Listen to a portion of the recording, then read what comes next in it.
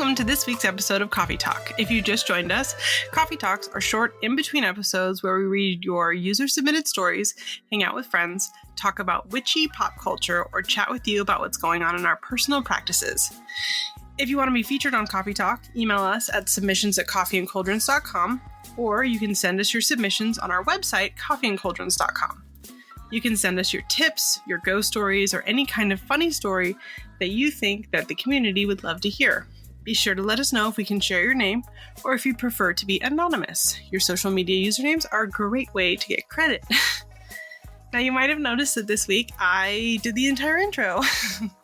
That is because Maria is dealing with a family matter. She's okay, everyone is safe and fine, but she can't be with us this week. So we thought it might be fun to have our lovely editor on this week to do a little fun non-witchy husband Q&A. If you guys remember, we did this before 2 years ago. I think it was a Patreon exclusive episode. It was really fun. Everyone loved it. So we thought it would be very fun for Coffee Talk this week since Maria couldn't be here to do it again. So Frank, you want to introduce yourself? No. Yes, you do. Say hello. Hi. This is my husband. He's also the editor. He is the man behind the scenes who makes the podcast happen. Kind of the heart of the podcast, if we're being honest, and the unseen heart. And so we left it up to the Discord, or rather I asked the Discord, what kind of stuff that you would want to hear Frank do. And we had a lot of really, really fun requests. Specifically, my personal favorite, which is having him read ghost stories. Because if you know anything about my husband, I know I've talked about it a few times. He is terrified of ghosts in the realest way. No, you wouldn't describe yourself as afraid of ghosts? No. How's that? They're not real. Okay. I don't even want to get into the layers and how much you're lying right now. Yeah. So Frank's afraid of ghosts. So he's going to read a ghost story. And then our other request was for him to do a tarot reading. Now, Frank is not a spiritual person. He's not witchy. In fact, you're a Catholic. So he doesn't know anything about tarot. And despite the fact that he has edited this podcast for nearly 4 years, he has absorbed approximately 0%. It's just sound. I don't hear the words. I just hear the noise. And the amount of times at the end you've said, "Oh, what should we title it? What did I talk about?" And I've said, couldn't tell you. You coughed at one point. So the first request is for Frank to do a tarot reading, which I love. I love this idea. I let him pick his own deck. Would you like to tell the audience which deck you picked? Okay, tell them. Pink one. It has a name on the side. The Lovely Omens Tarot. It's the pink one. So the request specifically was for you to do a 3-card pull, okay? And in that 3-card pull, interpret it for me and where you see kind of the next couple weeks for us. Let's call it that. All right. So normally with 3-card pulls, you do past, present, future, situation, obstacle, advice. Help. So you don't need help. Okay. Is Janet still on your Patreon? Yeah. She is. Mm-hmm. You want to say hi to Janet? You want a quick shout out to Janet? 415. No! 60. You're just taking your time, so you're really getting into this shuffling thing. I don't know how he's going to edit this, guys, but he has been shuffling for approximately 2 minutes. He's really into the shuffling. 1, 2, 3. Okay. Doesn't matter which way up they are. It's your reading. So here's what I would like you to do. What I'm asking is, do the flop, and then when you pull them, if I turn it this way, it'll show you how you pulled it, yeah. But if I turn it this way, then it will reverse what you pulled it. So which way do I do it? So you go like this. Schwank. So you can't go that way. You can, but it's going to reverse what you pulled. I do that sometimes for certain readings, but I don't think that's what you should do. Okay. Well, flip your cards, and then I want you to tell everybody what you got, and then give us your interpretation. Do you flip them all and then look at them? It's your reading. You said you want to know how. All right. I don't want to flip them. Okay. You have to flip them to know what you pulled. Yeah, but I'm not going to flip them all. I'm going to do one at a time. Okay. All right. That's fine. 7 of Cups. Mm-hmm. But it's in reverse. Right. Okay. All right. I'm ready. 7, lucky number. That is true. Yep. Cups. Love them. So, you love them. all good things. Reversed. Upside down cups. Okay. So, careful. All right. With your cups. All right. Continue with your reading, sir. Careful with my cups. Lucky number. Don't spill them. Okay. All right. The Hanged Man. Don't spill your cups. Mm-hmm. I reckon you're going to fall over. Hanged Man, 7 of Cups. Actually, you fell down carrying cups yesterday. I did, and I spilled disgusting coffee all over myself. You should have done this yesterday, and then you'd have been warned. That is true. And I bet this one, uh-huh. It's just going to be like, yes. Okay, what's the third one? Yes, don't fall down carrying cups. Right, obviously. Look at that, 7 of Wands. Wow. Double lucky. Yeah. So this cancels out the bad luck of spilling your cups. Oh, wow. I'd buy a lottery ticket if I was you. What should my lottery ticket numbers be? 7. Is that? Just the one number? Oh, look at that. That's 7 as well. It is 777. Very right, lucky. First of all, no, it's not. That's 12. 12. Fucking idiot. You're right. Oh my god. 7, 12, 7. But you can't do double 7, 12, 7. 7, 1, 7. That's the area code. No, it's not. That's an area code. Okay. We're on the way. Well, you heard it here, folks. I'm going to spill my cup and also more luck. No, you did. So I did spill what my I would cup. take from this Uh-huh. is it's saying that you should do this more often. Right. Because if you did it, you would have had this yesterday. Right. And it would have said, look out. Right. And then you wouldn't have fallen down. Well, there you go. So if anybody is willing to take tarot lessons from Frank. No, don't worry about tarot lessons. If anyone wants to buy a tarot reading, they're all $10. You can Apple Pay it to me directly. It'll all be a voice note. One long, 17-minute voice note. No refunds. Oh my goodness. Okay. So before we get to the ghost questions, our story, because we have one really good ghost story that I think that is going to be great for him to read. Before we get to that, we have questions from listeners that they want you to answer. Which listeners? The podcast listeners, dummy. Yeah, which ones specifically? I can tell you who asked them. So the first one's from Cece. And Cece wants to know what your favorite herb is.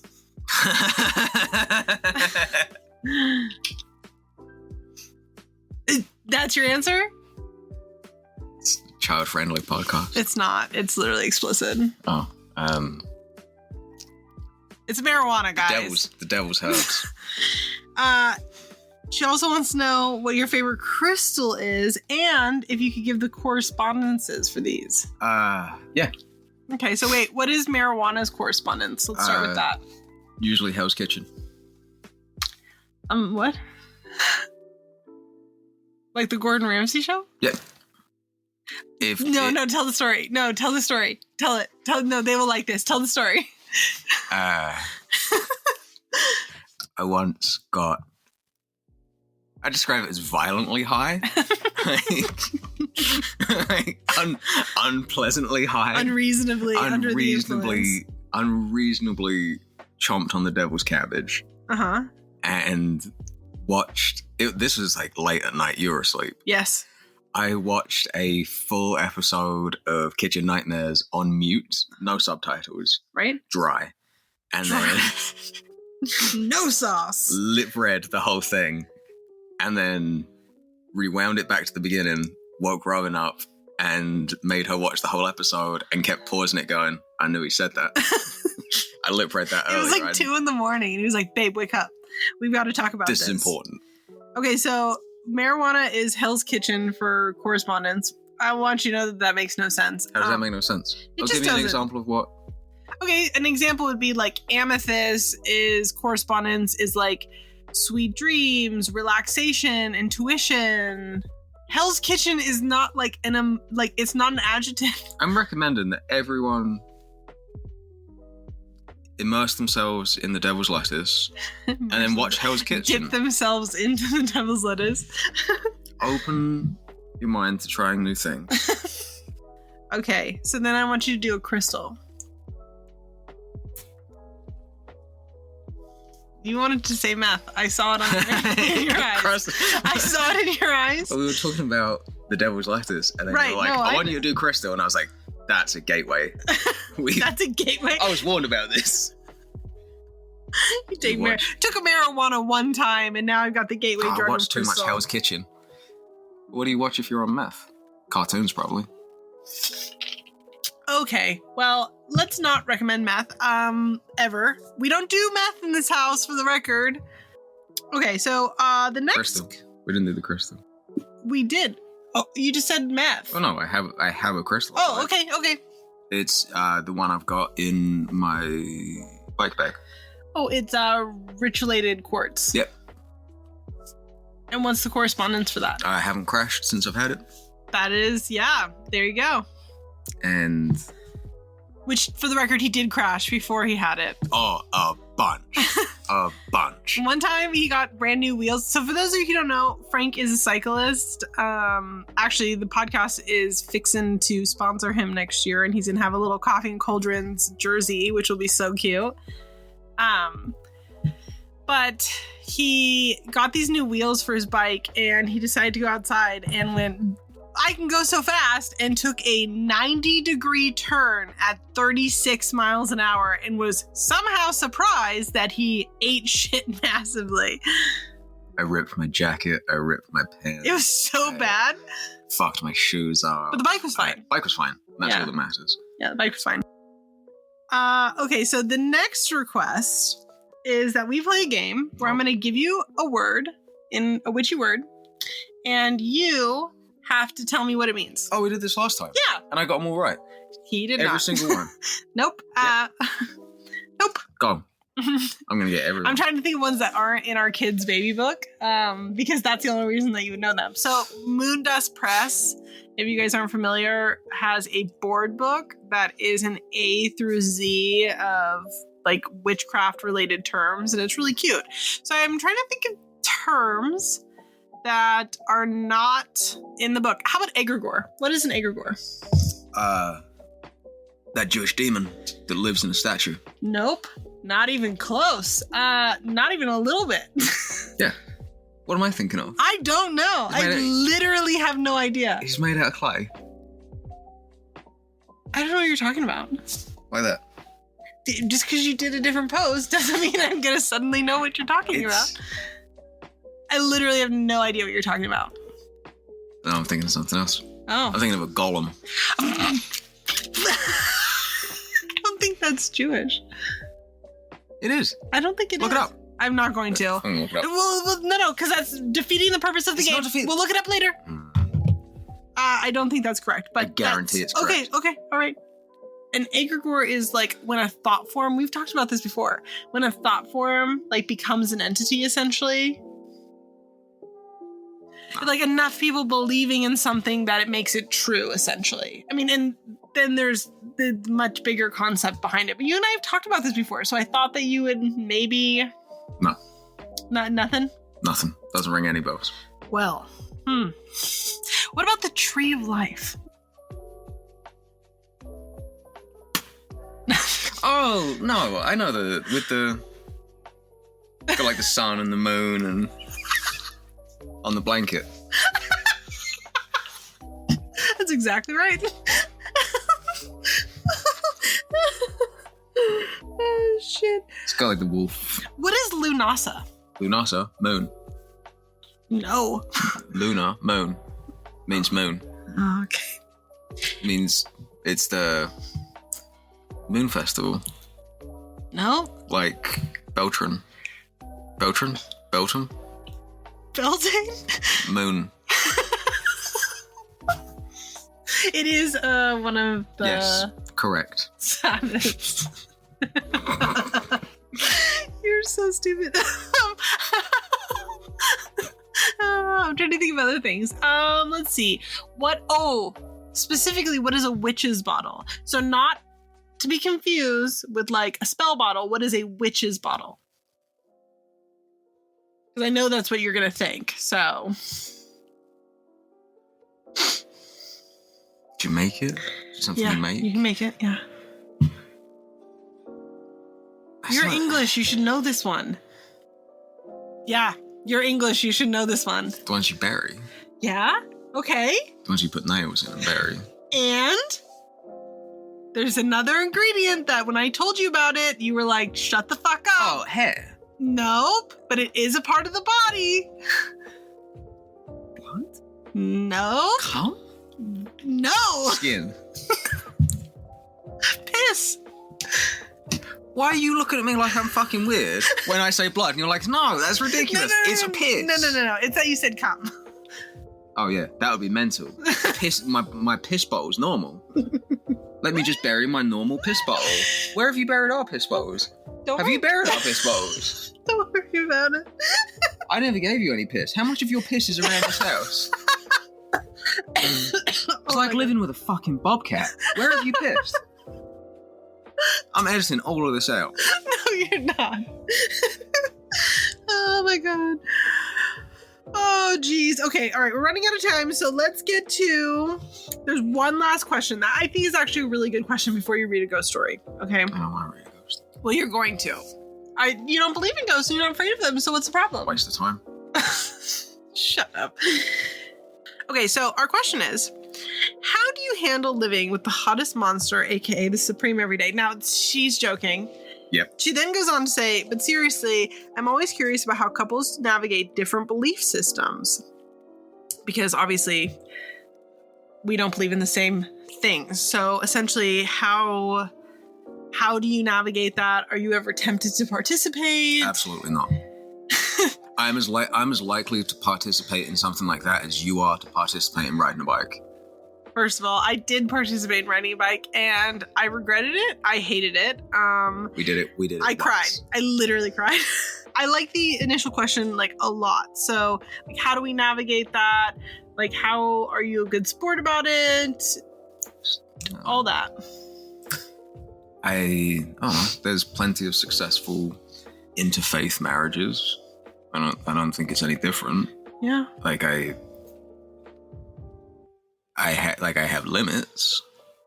Like what? What are your limits?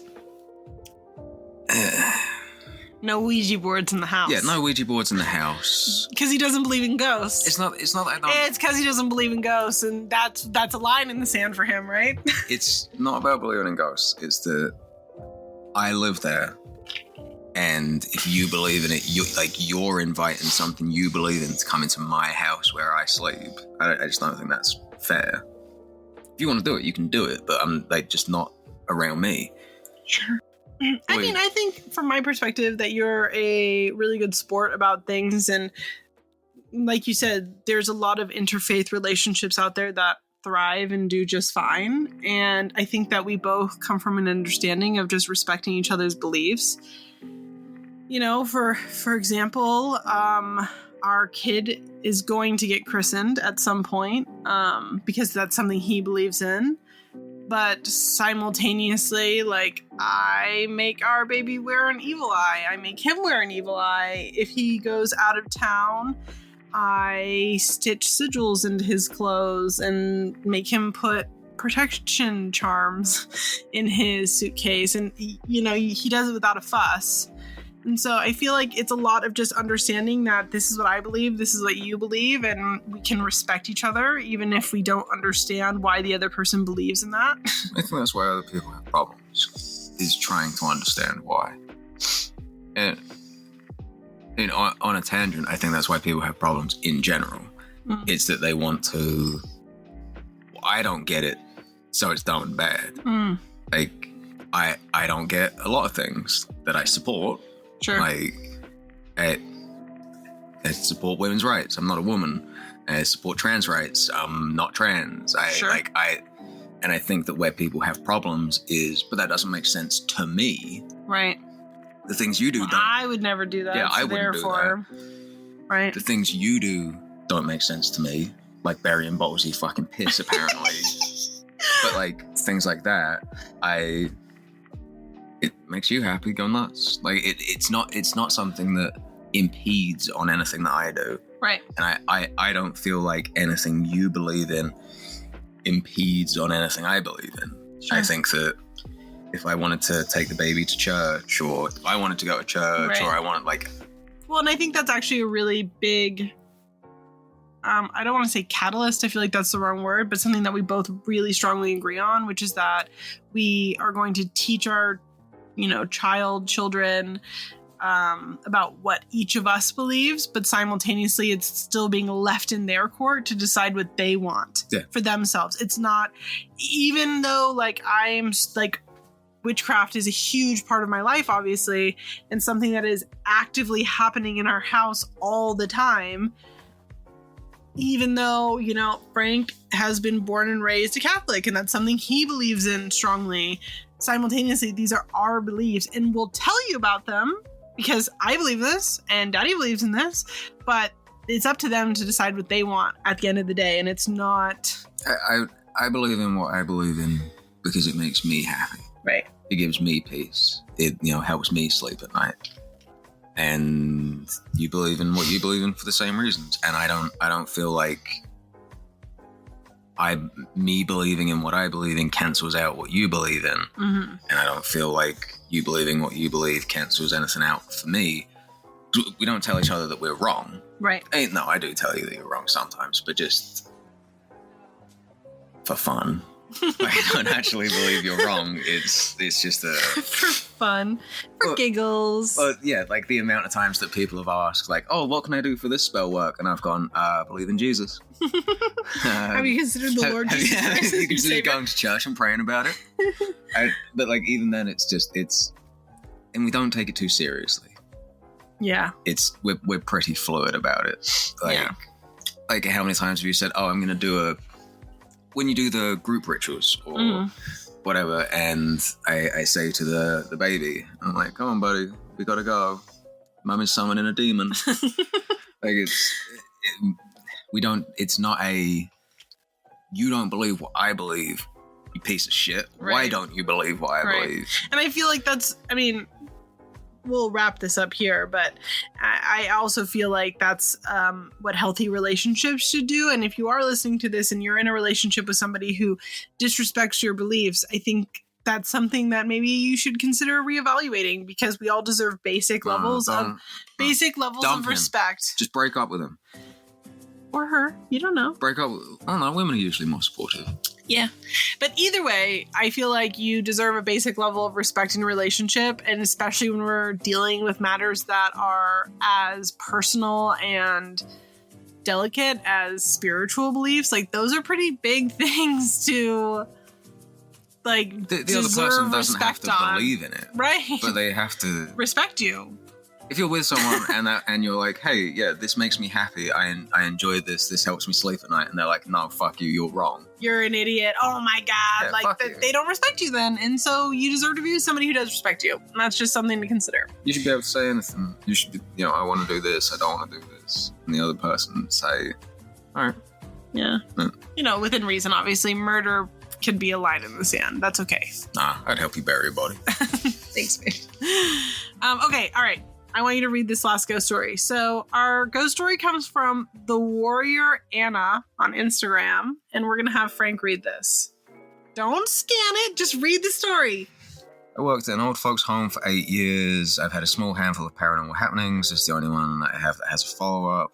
Just read the story. You're not afraid of ghosts, so it's fine. Our nurses' stations are shaped like a dome with windows that face down the hallways where the residence rooms are.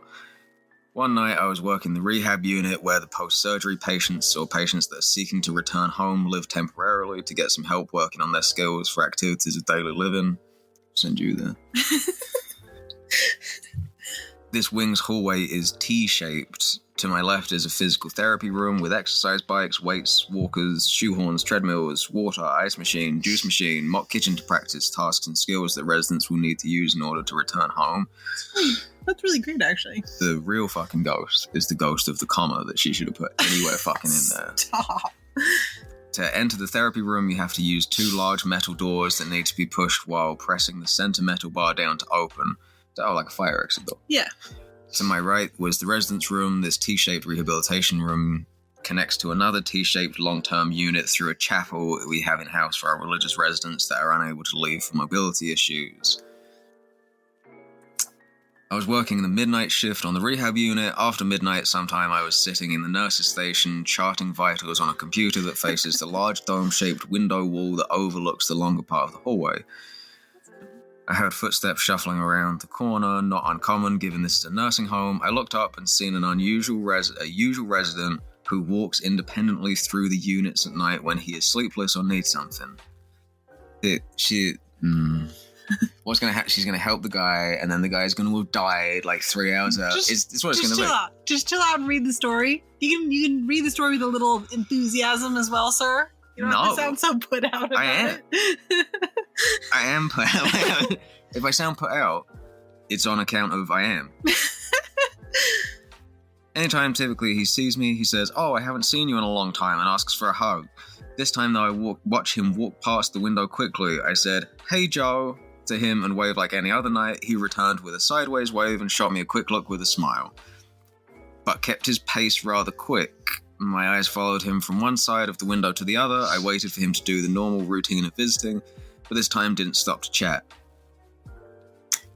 He swept around the corner, headed to the therapy area. He would often refill his water pitcher from one of the water machines in there. I shrugged and continued to chart on for no more than 2 minutes before I heard a loud clatter in the direction he had been headed. I stood up and quickly went to check out the sound, thinking he may have fallen or tripped. I walked out of the nurse's station, round the corner, and pushed the 2 large doors open. I turned the light on as it was off, which I knew wasn't a good sign, seeing as he always turned on the lights when he was out and about. I checked all over the area and in the kitchen, no sign of him or anyone at all. I checked the emergency exit and it was locked and the alarm was engaged. I went back to the area near the treadmills and see a 10-pound pink workout weight rolling on the floor away from the wall rack we keep them hooked on. Leave. Like, if this started, just leave. What? You just leave? Sit in my car. None of the other weights had fallen and were secured in there. But that's because you're not afraid of ghosts, right? I'm not afraid of them. Right, no, that's why you would leave? It's because of how brave you are and how unafraid you are? If there are ghostly goings on, which there's not, but if there is, it's just not my problem. This is why people get fucked up. There's a ghost. Let me investigate. No, that's between... I want to do a ghost investigation with him so badly. Absolutely not. There's nothing to investigate. Right, obviously. If there are ghosts, which there's not, but if there are ghosts and they're stuck somewhere between heaven and hell, right? Right. That's between them and God. Right. It's just not my problem. Right. You two figure it out. For sure. Read your story. Don't skim.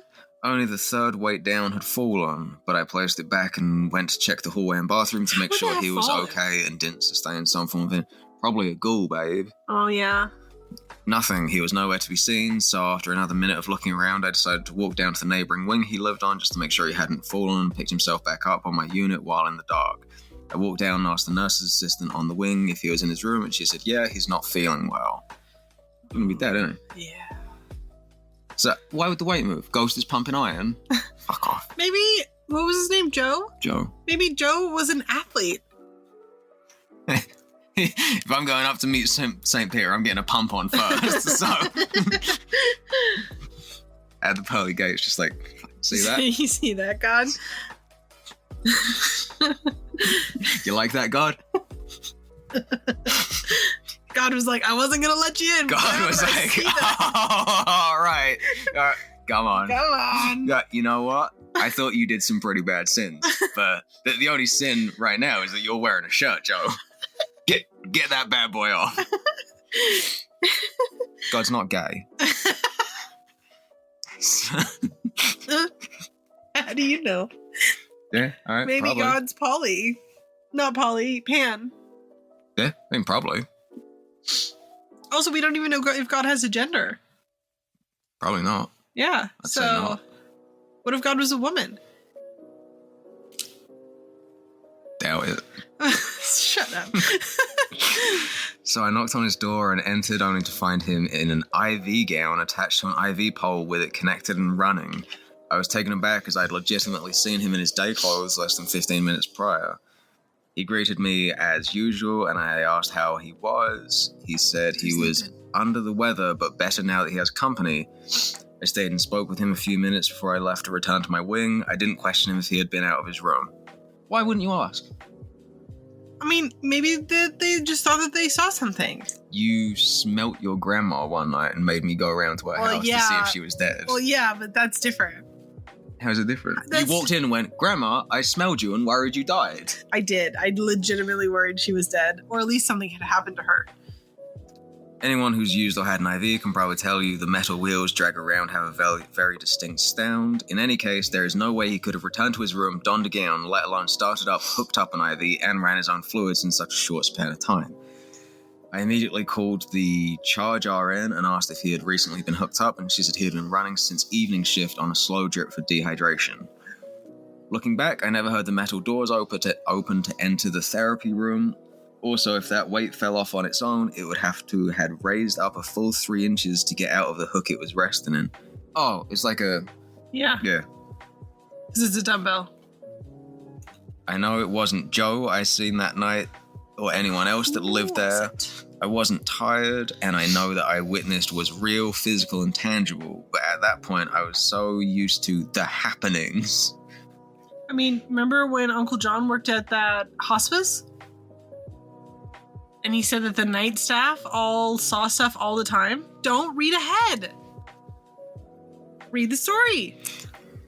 2 full years later. I'm going to put the shimmer effect on the video and do it. I'm not. Just imagine I'm doing it. The same resident and I were reorganizing his closet. This guy's living a while then. Mm-hmm. So he didn't die. And drawers on a day shift when I had a few spare minutes between assisting with showers, meals, and call lights. He requested some assistance sorting his items and putting them away neatly. When I lifted a book up off the table, a square paper fell out. I picked up a very old picture of this resident with his arm around the shoulder of another gentleman that looked incredibly like him. Twin brother. There's always an evil twin. One of them's Why? Because he's a ghost? Oh, yeah. Keep reading. I handed it to him. I asked him who was in the photo. He held it and said, "That's my pop and me." It all came flooding back to me. Makes my heart happy to think maybe it was indeed his father that came back to look after Joe while he was ill years back. Maybe I'm wrong, but my gut tells me there was a bond they shared that might make your average dad bridge the gap of death to see his son. That's really I'm satisfied with that. That's nice. That's a really nice ending. It didn't happen because ghosts aren't real. They but are. If it did, that would be nice. Okay, well, you're wrong. Well, this is what we'll say. If it helps you sleep at night, sure. Yeah, all right. His dad come back to make him a little sandwich at night. I like it. I like that story. That's sweet. Robyn and Maria, I love your podcast immensely. See, you can't trust anything she says. I'm grateful for the knowledge and insight. She's off her rocker. It's been so helpful and informative. This is insane. I've always had an easier time learning with laughs in the mix. You're listening to the wrong podcast then. Thank you for that nice little message. I think that was a really nice story. That's nice. Yeah. All right. Well, thank you all so much for joining us this week, even if it was a little unconventional. We hope that we will see you again next week for our regular episode. You can check out our website for links to our submission forms or shoot us an email at submissions@coffeeandcauldrons.com to tell us any ghost stories, witchy stories, tips, or topics that you think that the community would love to hear. Before we go, Yeah. can we look up and see if I was right about the golem? No. Please. No. As always, if you enjoy Coffee and Cauldrons, please take a moment to review us on Apple Podcasts. Or if you want to support us directly, consider joining our Patreon, where we share articles, special Part 2 exclusives, have a spell of the month, a Discord, and we have And we have a monthly class, which this month is going to be by Ella Harrison, which will be a book or a class on intro to spell crafting. So writing your own spells and what that looks like. I'm going to be there. So we will see you next time. I'll be there. Also, he was right about the golem. So